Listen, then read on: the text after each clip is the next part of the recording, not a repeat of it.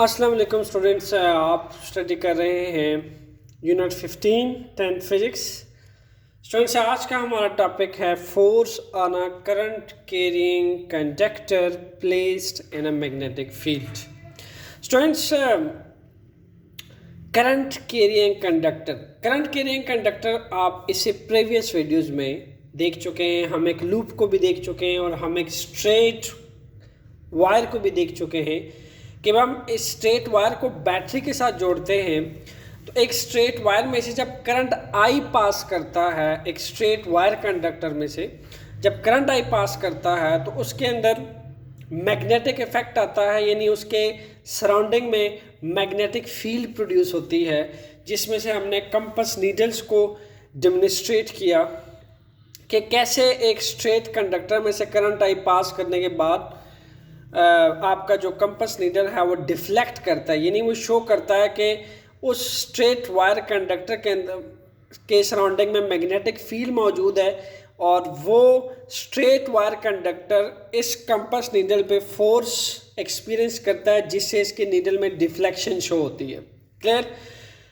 उसके बाद स्टूडेंट्स, हम ओस्टेड एक्सपेरिमेंट की कुछ एक्टिविटीज़ भी देख चुके, जिसमें हमने देखा कि लेट्स सपोज अगर आपके पास एक बैटरी है, क्लियर, एक वायर के साथ आपने बैटरी जोड़ी है और आपका जो कंडक्टर है, in that case straight conductor है, यहाँ पे जब आप स्विच को ऑन करते हैं करंट आई पास करता है इस स्ट्रेट कंडक्टर में से, तो आप इस कंपास नीडल को इसके पास रखते हैं। ये स्मॉल मैग्नेट होता है, कंपास नीडल एक स्मॉल मैग्नेट होता है स्टूडेंट्स। तो जब इसमें से मैग्नेटिक इफेक्ट प्रोड्यूस होते हैं, क्लियर, इसमें से मैग्नेटिक इफेक्ट प्रोड्यूस होते हैं, यानी हम जब राइट थंब रूल लगाते हैं और कर्लिंग से हमें पता चलता है कि इसमें से करंट आई है, ऐसे ये बाहर जा रहा है एज अ नॉर्थ पोल, और फुल कर्ल करते हैं फिंगर्स को तो एनवर्ड में मैग्नेटिक फील्ड लाइन्स एनवर्ड आ रही है इस फेस के अंदर। जब इस फेस के अंदर एनवर्ड आ रही है तो हमें पता चलता है कि ये साउथ पोल है और ये नॉर्थ पोल है। क्लियर? यही वजह होती है कि जब हम इस कंपास नीडल को इसके पास रखते हैं तो ये हल्का सा डिफ्लेक्ट होता है। क्लियर? राइट साइड्स की तरफ हल्की सी डिफ्लेक्शन शो करता है। ये बिल्कुल ऐसे वर्टिकल होता है जब तक हमने स्विच ओपन रखा होता है। तो जब हम स्विच क्लोज कर देते हैं, आफ्टर दैट जब करंट आई पास करता है स्ट्रेट वायर कंडक्टर में, तो हमने देखा कि ये एक जब मैग्नेट, इलेक्ट्रोमैग्नेट की तरह बिहेव करता है, और जिस तरह एक बार इलेक्ट्रोमैग्नेट या बार मैग्नेट में मैग्नेटिक फील्ड होती है, ऐसी एक वायर में से मैग्नेटिक फील्ड प्रोड्यूस होती है जो इस स्मॉल मैग्नेट के मैग्नेटिक फील्ड पे फोर्स लगाती है और इसकी कंपास नीडल जो है वो डिफ्लेक्ट करती है। Clear? To and fro deflect करती है, जो कि ये बताता है कि यहाँ पे मैग्नेटिक फील्ड जो है वो इस स्मॉल मैग्नेट के ऊपर फोर्स एग्जर्ट कर रही है, जिसके बाद डिफ्लेक्शन शो होती है। स्टूडेंट्स, ऐसे कुछ एक्टिविटीज़ करने के बाद और ओस्टेड्स के एक्टिविटीज़ को डिस्कस करने के बाद हम क्लियर कट ये कह सकते हैं कि एक जो करंट कैरिंग वायर होती है वो एग्जर्ट करती है मैकेनिकल फोर्स मैग्नेट के ऊपर। क्लियर? क्या एग्जर्ट करती है? मैकेनिकल फोर्स एग्जर्ट करती है मैग्नेट के ऊपर। इसकी जो एक दो एक्टिविटीज़ जो है यहाँ पे अभी हम एक्सपीरियंस करके देखते हैं। सबसे पहले तो स्टूडेंट्स, यहाँ पे मेरे पास दो तरह के कंपास हैं, कंपास नीडल्स हैं। स्टूडेंट्स, इसके अंदर होता है एक स्मॉल मैग्नेट। क्लियर? लाजमी सी बात है, मैग्नेट छोटा हो या बड़ा हो उसके भी दो पोल्स होंगे। ये रेड इंडिकेट कर रहा है नॉर्थ पोल, ये जो इसका स्टील है ये इंडिकेट कर रहा है साउथ पोल। यहाँ पे ये मेरे पास रेड इंडिकेट कर रहा है एरो नॉर्थ पोल, और इसका जो अपोजिट एंड है वो इंडिकेट कर रहा है साउथ पोल। स्टूडेंट्स, जैसा कि आपके टेक्स्ट बुक में एक यू शेप्ड बार मैग्नेट लिया गया है, मेरे पास भी बिल्कुल ऐसा ही बार मैग्नेट है। क्लियर? ये यू शेप में पाया जाता है। बार मैग्नेट रेक्टेंगुलर शेप में भी आते हैं, क्लियर, यू शेप्ड में भी आते हैं, और ये अट्रैक्ट करने की कैपेबिलिटी रखते हैं उन मटेरियल्स को जो आयरन, कोबाल्ट, स्टील के बने होते हैं, उन मटेरियल्स को अट्रैक्ट करता है। क्लियर? उनके पीसेस को, उनके पार्टिकल्स को अट्रैक्ट करता है। क्लियर? सो स्टूडेंट्स, हम ये देखना चाहते हैं कि आया अगर हमारे पास एक मैग्नेट है, जैसा कि यू शेप्ड मैग्नेट है, वो इन मैग्नेट्स के ऊपर ये जो छोटे मैग्नेट है, अगर तो इस मैग्नेट के करीब लाने पे इन मैग्नेट में किसी किस्म की डिफ्लेक्शन आती है, किसी किस्म की चेंजेस आती है, अंडरस्टूड सी बात है कि ये मैग्नेट जो हायर मैग्नीट्यूड का है और ये मैग्नेट जो इन कंपास नीडल में है लो मैग्नीट्यूड के हैं, कम मैग्नीट्यूड के हैं, तो लाजमी सी बात है हाई मैग्नीट्यूड का मैग्नेट स्ट्रांग मैग्नेटिक फील्ड रखता है, लो मैग्नीट्यूड के कंपास नीडल मैग्नेट लो मैग्नेटिक फील्ड रखेंगे, उनके मैग्नेटिक फील्ड की स्ट्रेंथ कम होगी।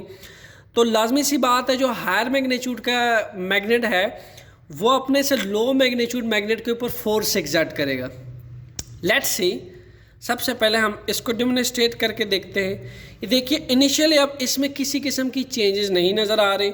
मैं आहिस्ता आहिस्ता इस यू शेप्ड बार मैग्नेट को इसके करीब लेकर जाता हूँ और हम डेमोन्स्ट्रेट करते हैं what will happen. Look at that, observe it's motion.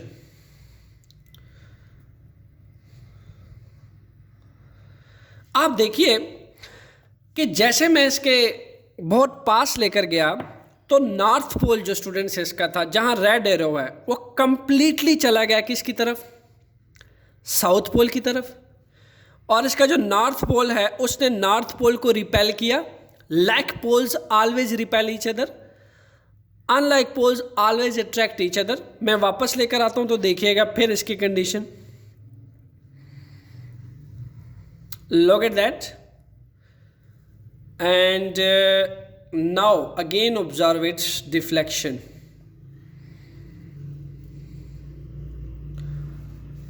Look, to and fro में जब इसको इस स्मॉल कंपास नीडल को मैंने कांस्टेंट रखा हुआ है, समझ लीजिए फिक्स रखा हुआ है, और मैं इस U shaped magnet bar magnet को टू एंड फ्रो में फॉरवर्ड बैकवर्ड कर रहा हूँ और आप इसकी डिफ्लेक्शन देख सकते हैं। सबसे पहले तो यहाँ हम देखना चाहेंगे कि यहाँ क्या हो रहा है। Students, look at that. हो क्या रहा है कि आपके पास नॉर्थ पोल में से मैग्नेटिक फील्ड लाइंस आउटवर्ड निकलती है। हम सब जानते हैं कि मैग्नेटिक फील्ड लाइंस ऐसे बाहर आउटवर्ड निकल रही हैं। क्लियर?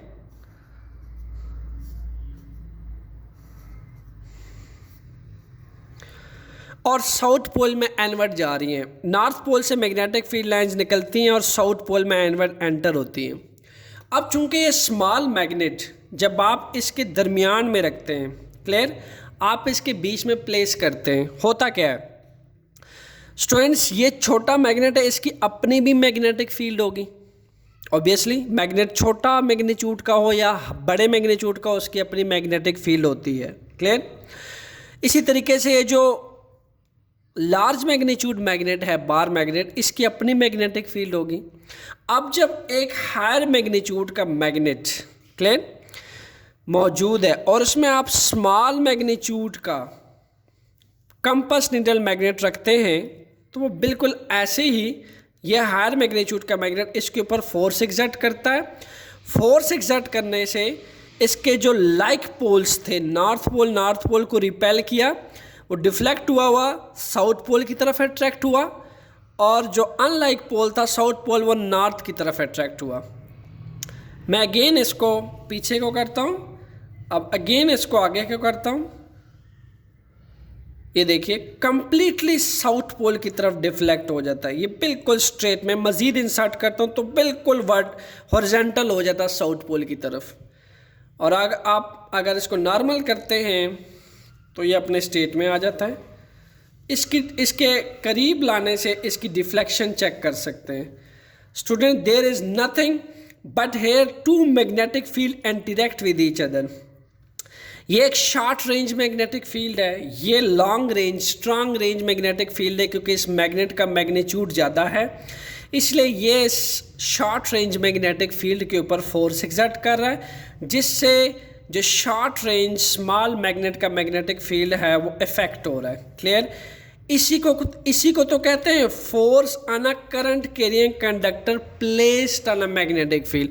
चूंकि उसके लिए तो मैंने नीचे डायग्राम बना रखी है, लेकिन मैं आपकी ज़रा माइंड बूस्टिंग कर रहा हूँ कि आप इस तरफ सोचना शुरू करें कि जब एक मैग्नेट है, यू शेप्ड मैग्नेट है, और एक ऐसा कंडक्टर है जिसको हमने बैटरी से जोड़ा हुआ है।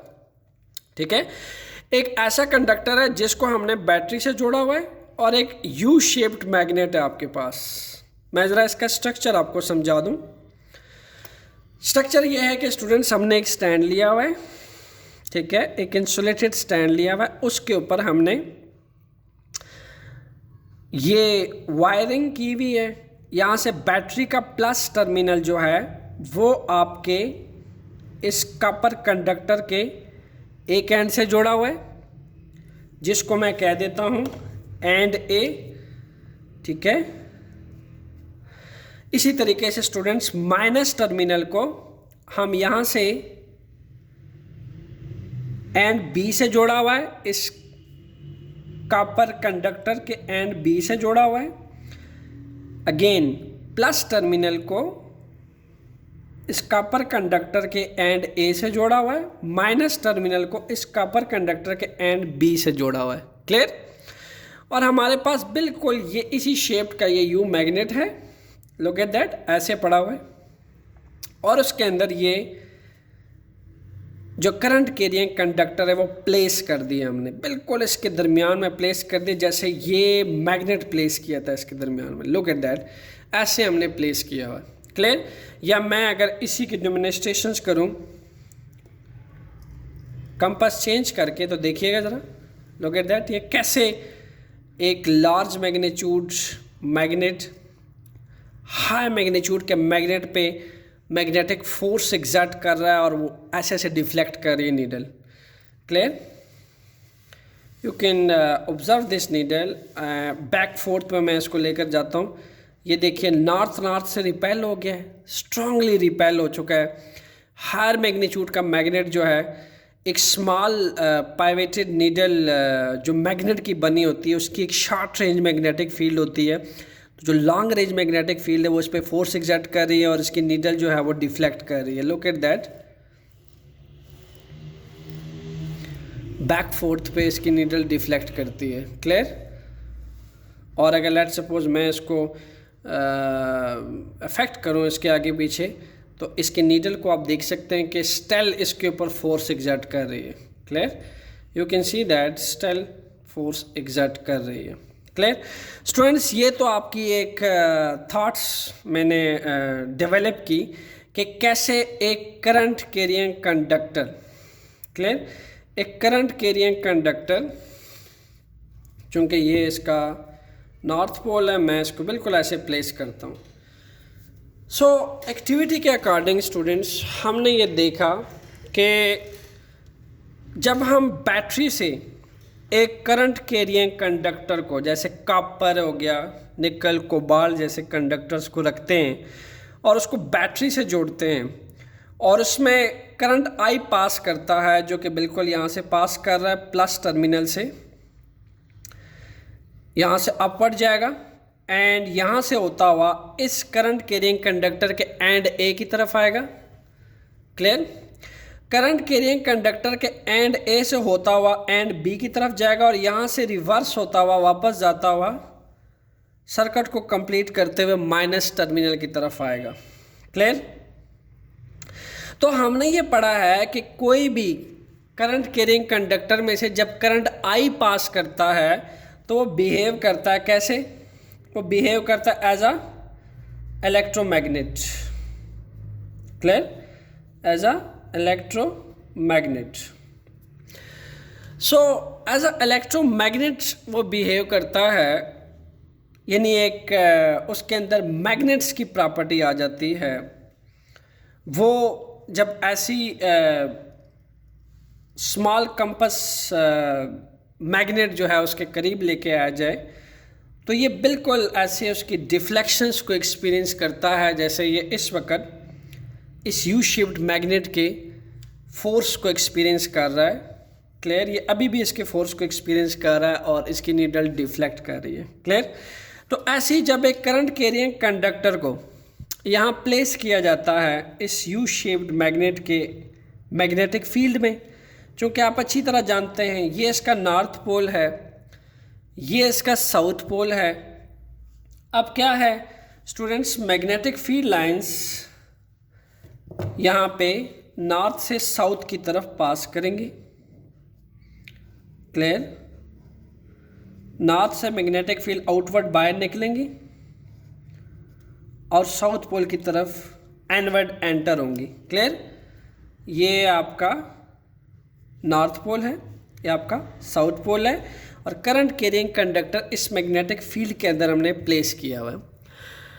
अब स्टूडेंट्स जैसा कि हमने बात की कि ये अगर छोटा मैग्नेट है, लेट सपोज इसी तरीके से ये भी तो एक कंडक्टर है, इसकी अपनी भी तो मैग्नेटिक फील्ड होगी, तभी तो ये जब मैग्नेट एक्ट करता है तभी तो ओस्टेड की एक्टिविटी में, तभी तो जो एक्टिविटी हम डिस्कस करते हैं तभी तो एक कंपास नीडल डिफ्लेक्ट करती है।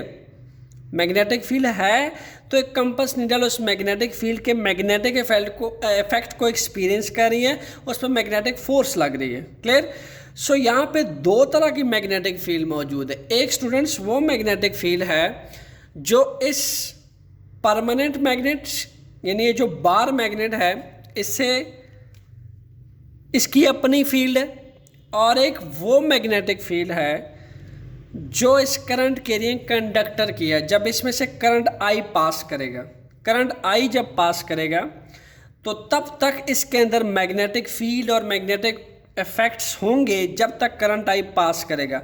इन केस अगर मैं स्विच ऑफ कर दूं और करंट आई को डिस्कनेक्ट कर दूं तो स्टूडेंट्स ये जो कंडक्टर आपको नज़र आ रहा है करंट कैरिंग कंडक्टर, वो रेस्ट पे आ जाएगा, इक्विलिब्रियम पे आ जाएगा। क्लियर, लेकिन तब तक ये डिफ्लेक्शन शो करेगा जब तक करंट आई इसमें से पास करेगा एंड देन ये एज अ इलेक्ट्रोमैग्नेट की तरह बिहेव करेगा। तो ये होगा बार मैग्नेट और एक करंट कैरिंग कंडक्टर होगा इलेक्ट्रोमैग्नेट। तो यहाँ चूंकि दो तरह के मैग्नेट मौजूद हैं तो यहाँ दो मैग्नेटिक फील्ड भी होंगी जो कि इंटरेक्ट करेंगे एक दूसरे से। सो अब आगे बढ़ते हैं students. According to Newton third law, according to Newton third law,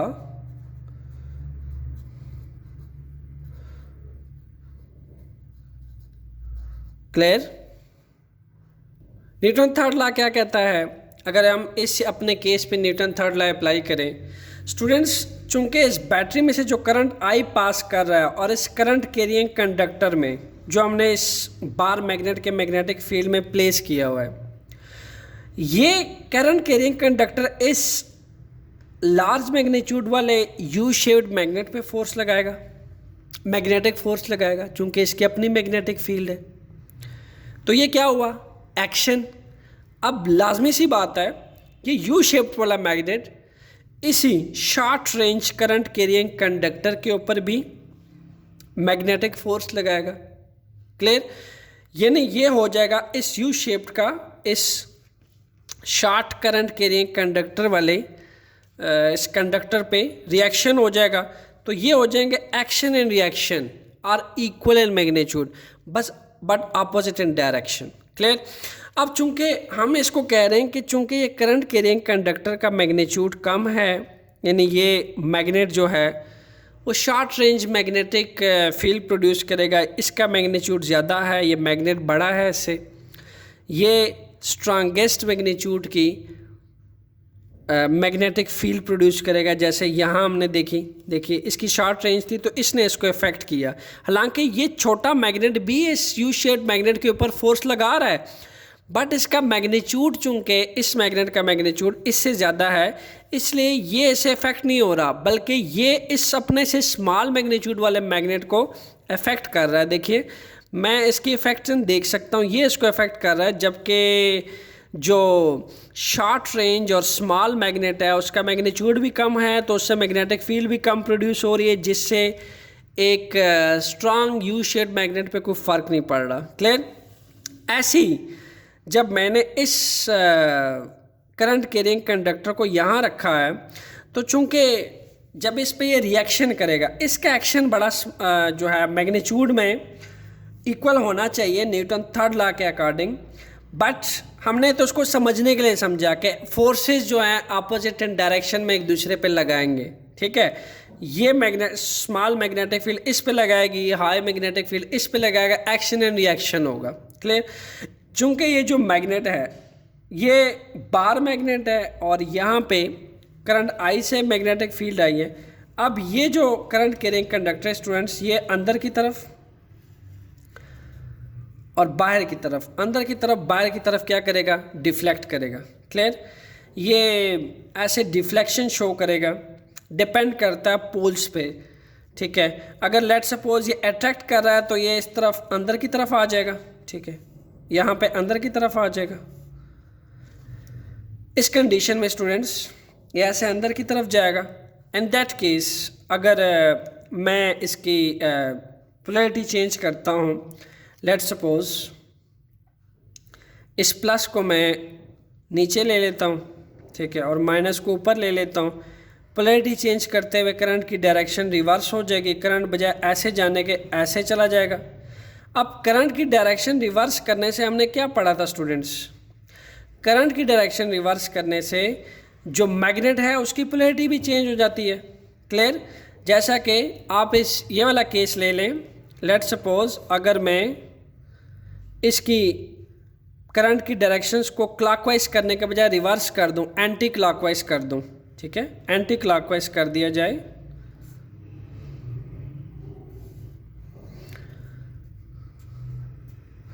current I अब ऊपर की तरफ जा रहा है, राइट हैंड थंब रूल, ये आ जाएगा। ठीक है, ये आ जाएगा आपके पास। तो उस केस में क्या होगा? उस केस में आपके पास जो मैग्नेट है उसकी पोलैरिटीज भी क्या हो जाएंगी?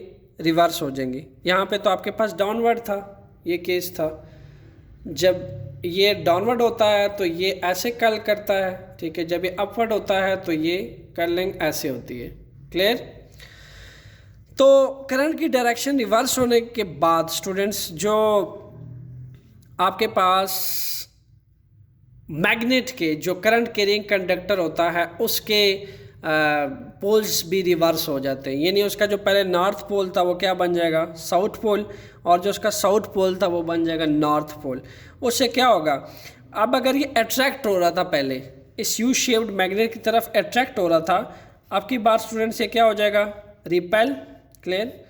ये रिपेल हो जाएगा। तो आपकी बार एक करंट कैरिंग कंडक्टर बाहर की तरफ इस पे फोर्स एग्जर्ट करेगा। ये स्ट्रॉन्गेस्ट रेंज मैग्नेटिक फील्ड जो है इस पे बाहर की तरफ फोर्स एग्जर्ट करेगी। क्लियर? सो करंट की डायरेक्शन रिवर्स करने से जो आपके मैग्नेट है करंट कैरिंग डायरेक्टर, उसके पोल्स की डायरेक्शन भी रिवर्स हो जाती है। क्लियर?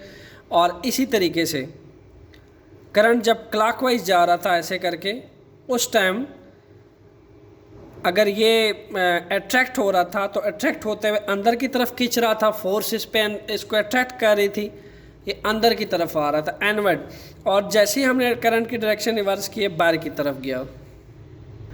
अब स्टूडेंट्स ये जो फोर्स है ये चंद फैक्टर पे डिपेंड करती है। क्लियर? ये फैक्टर्स पे डिपेंड करती है। उन फैक्टर्स की स्टडी करते हैं कि किन किन फैक्टर्स पे डिपेंड करती है। स्टूडेंट्स उन फैक्टर की स्टडी करते हैं जिस पे फोर्स डिपेंड करता है। सबसे पहले ये जो फोर्स है जो ये मैग्नेट इसके ऊपर लगाएगा, ये सबसे पहले डिपेंड करता है स्टूडेंट्स करंट पे। Force is directly proportion to current. अब सबसे पहले तो ये हम देखते हैं कि करंट आई जो है वो किस के डायरेक्टली अपोजिशन और किस चीज़ से बढ़ता है। Students V is directly proportion to I. Clear? यानी लेट सपोज अगर मैंने इनिशियली 3 वोल्ट की बैटरी लगाई है, 3 वोल्ट की बैटरी से जो करंट आई प्रोड्यूस होगा जब करंट आई यहाँ से पहुँचेगा तो इस करंट कैरिंग कंडक्टर में 3 वोल्ट का से जो स्मॉल करंट प्रोड्यूस होगा because V is directly position to I. अगर स्मॉल करंट प्रोड्यूस होगा तो ऑब्वियसली यहाँ रिपल्शन एट्रैक्शंस का जो मैग्नीट्यूड है वो भी कम होगा। अब अगर मैं इसी को बढ़ा के 12 वोल्ट की बैटरी लगा देता हूँ, प्लेस कर देता हूँ इस करंट कैरिंग कंडक्टर के लिए। अब इस करंट कैरिंग कंडक्टर को अगर 3 वोल्ट से बढ़ा के 12 वोल्ट कर दिया है तो पहले अगर 3 वोल्ट के लिए छोटा मैग्नेट था, छोटा इलेक्ट्रोमैग्नेट है, 12 वोल्ट पे ये बड़ा इलेक्ट्रोमैग्नेट बनेगा क्योंकि ज़्यादा करंट से इसके अंदर ज़्यादा मैग्नेटिक फील्ड प्रोड्यूस होगी। ज़्यादा मैग्नेटिक फील्ड प्रोड्यूस होगी तो ये ज़्यादा फोर्स एग्जर्ट करेगा इस यू शेप्ड मैग्नेट के ऊपर। क्लियर? तो करंट टाइप बढ़ने से, क्लियर, करंट टाइप बढ़ने से जो फोर्स है वो स्टूडेंट्स क्या होती है, वो इंक्रीज़ करती है। ठीक है, हमें ये एक्चुअली जो रिलेशन दिया था ये फैराडे साइंटिस्ट है, उसने हमें बताया था कि जब हम करंट आई की वैल्यू इंक्रीज़ करते हैं, ये वाला करंट आई इंक्रीज़ करते हैं इस करंट कैरिंग कंडक्टर के लिए, अगर आप आई को बढ़ाते चले जाएंगे तो ये छोटे से बड़ा इलेक्ट्रोमैग्नेट बनता चला जाएगा। आप वी यहाँ पे बढ़ाएंगे तो आई बढ़ेगा, आई बढ़ेगा तो ये इलेक्ट्रोमैग्नेट बड़ा बनेगा तो यहाँ पे फोर्स की एग्जर्टेंस ज़्यादा होगी, ये ज़्यादा फोर्स एग्जर्ट करेगा। क्लियर? सेकेंड फैक्टर है स्टूडेंट्स, फोर्स डिपेंड करता है किस चीज़ पे, लेंथ पे डिपेंड करता है। क्लियर? लेंथ ऑफ वायर पे डिपेंड करता है। हमने सोलेनॉइड के केस में एग्जांपल ली थी स्टूडेंट्स कि आपके पास एक सोलेनॉइड है जो कि नंबर ऑफ टर्न्स एक सोलेनॉइड में ज़्यादा होती हैं और दूसरे सोलेनॉइड में नंबर ऑफ टर्न्स कम होती हैं। ये आपके पास 2 टाइप्स ऑफ सोलेनॉइड्स हैं। अब इसमें नंबर ऑफ टर्न ज़्यादा है स्टूडेंट्स इसके अंदर। क्लियर? इसके अंदर नंबर ऑफ टर्न ज़्यादा है। जब मैं ये वर्ड यूज़ करता हूँ कि नंबर ऑफ टर्न ज़्यादा है तो इसका मतलब ये है कि ये पहले स्ट्रेट कॉपर वायर थी। क्लियर? स्ट्रेट कॉपर वायर थी यानी इसकी वायर की लेंथ ज़्यादा थी। तो इसमें से कितने लूप बने? 10 से 12 लूप्स बन गए। क्लियर? और समझ लीजिए कि आपके पास ये जो वायर थी, ठीक है, इसकी लेंथ स्मॉल थी इसलिए इसमें से सिर्फ 3 पॉसिबल नंबर ऑफ टर्न्स बन सके हैं, 3 पॉसिबल नंबर ऑफ टर्न्स, और इसमें से 12 से 15 नंबर ऑफ टर्न्स पॉसिबल बन सके हैं। ये एक लॉन्ग लेंथ वायर थी, ये एक शॉर्ट लेंथ वायर थी। अब जब आप वायर की लेंथ बढ़ाएंगे, नंबर ऑफ टर्न्स बढ़ाएंगे तो मैग्नेटिक फील्ड जो है वो ज़्यादा प्रोड्यूस होगी नंबर ऑफ टर्न्स में, और जितनी मैग्नेटिक फील्ड ज़्यादा प्रोड्यूस होगी उतनी ही वो ज़्यादा फोर्स एग्जर्ट करेगी एक नेबर मैग्नेट के ऊपर। क्लियर? तो वायर की जो लेंथ है, करंट कैरिंग कंडक्टर की जो लेंथ है, वो आप जितनी बढ़ाते चले जाओगे उतना ही मैक्सिमम चांस होगा मैग्नेटिक फील्ड के पास ज़्यादा एक्सपेंड होने का। क्लियर? और स्पेस का फ़ायदा उठाते हुए, ज़्यादा लेंथ का फ़ायदा उठाते हुए मैक्सिमम एक स्ट्रांग मैग्नेटिक फील्ड प्रोड्यूस होगी और वो उतनी ही स्ट्रांग मैग्नेटिक फोर्स एग्जर्ट करेगी किसी भी नेबर मैग्नेट के ऊपर। क्लियर? तो लेंथ बढ़ाने से जो मैग्नेटिक फील्ड है स्टूडेंट्स वो बढ़ती है। क्लियर? और थर्ड फैक्टर है magnetic field B, where I is current,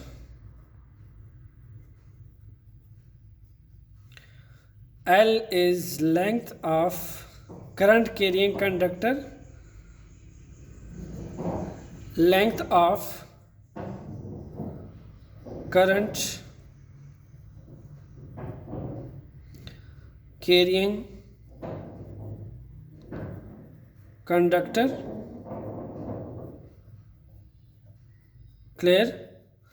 ये किसकी है? ये जो कंडक्टर हमने यूज़ किया स्टूडेंट्स, इस कंडक्टर की, ये जो कंडक्टर आपको नज़र आ रहा है, इसकी लेंथ की बात, जितनी बड़ी लेंथ होगी उतना ही इसका मैग्नीट्यूड बढ़ेगा मैग्नेटिक फील्ड का, और जितनी ज़्यादा मैग्नेटिक फील्ड बढ़ेगी उतना ही मैग्नेटिक फोर्स ज़्यादा एक्सर्ट करेगी इस यू शेप्ड मैग्नेट के ऊपर। क्लियर? सिमिलरली बी को हम किससे रिप्रेजेंट करते हैं फिजिक्स में? मैग्नेटिक फील्ड से। B is the symbolic representation of magnetic field।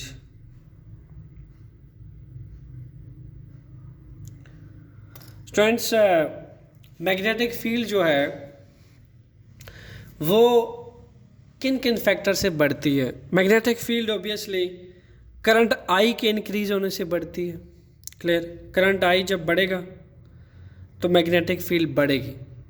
ठीक है।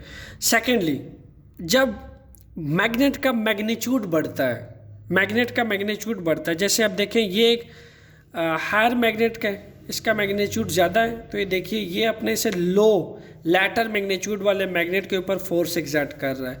अब इसकी मैग्नेटिक फील्ड बहुत ज़्यादा है, इसकी मैग्नेटिक फील्ड कम है।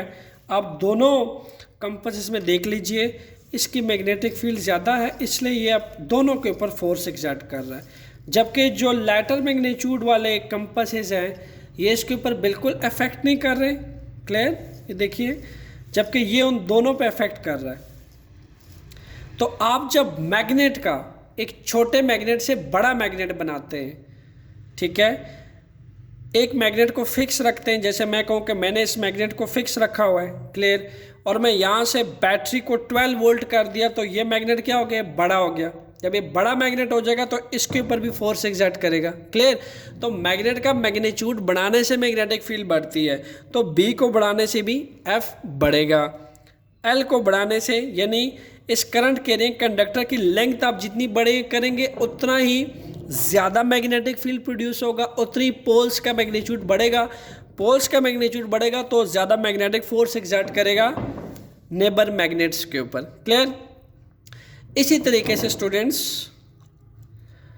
जो करंट आई है उसको आप बढ़ाएंगे तो मैग्नेटिक फील्ड बढ़ेगी। स्टूडेंट्स ये थी आपके पास working principle of force carrying conductor when placed in a magnetic field. जो आपका डीसी मोटर है वो सेम प्रिंसिपल पे वर्क करता है। ठीक है, नेक्स्ट हमारा टॉपिक भी यही होगा। Stay tuned with conceptual physics lecture, और मुझे कमेंट करके ज़रूर बताइएगा कि आपको ये लेक्चर कैसा लगा और आपने इसे क्या सीखा। Enjoy physics around you. Thanks a lot. अल्लाह हाफिज़।